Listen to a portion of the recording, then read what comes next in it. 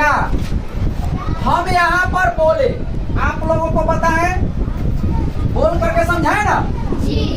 जिस बच्चा को नहीं समझ में आएगा 10 बार पूछेगा, हम बताएंगे, नहीं पूछेगा हम पूछेंगे तो फिर भूलेंगे।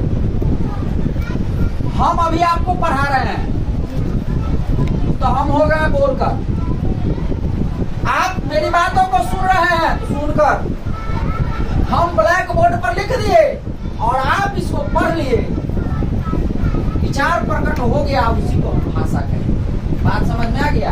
हम पहले क्या किए, आपको बोल करके समझाएं कि भाषा वह साधन है या माध्यम है जिसके द्वारा हम बोलकर, सुनकर, लिखकर, वो पढ़कर अपने विचार प्रकट करते हैं, उसको भाषा कहते हैं। ठीक है, अब बताते हैं इसके दो भेद है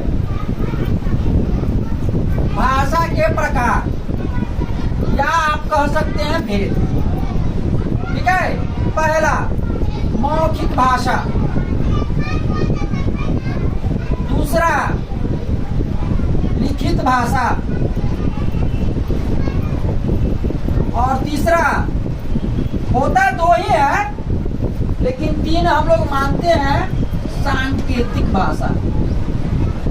क्या होता है? सांकेतिक भाषा।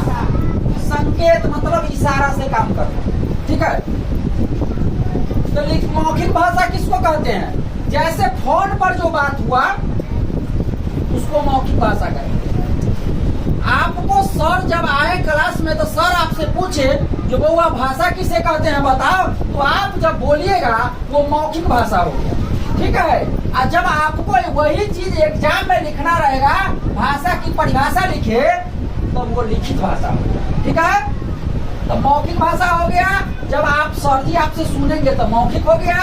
मुंह से बोलिएगा, म से मौखिक और म से मुंह, मतलब मुंह से बोलने वाले भाषा को मौखिक भाषा कहेंगे। ठीक है, अल्लाह से लिखित, अल्लाह से लिखना, जब आप लिखने का काम कीजिएगा तो उसको लिखित भाषा कहेंगे। समझ में आ गया होगा।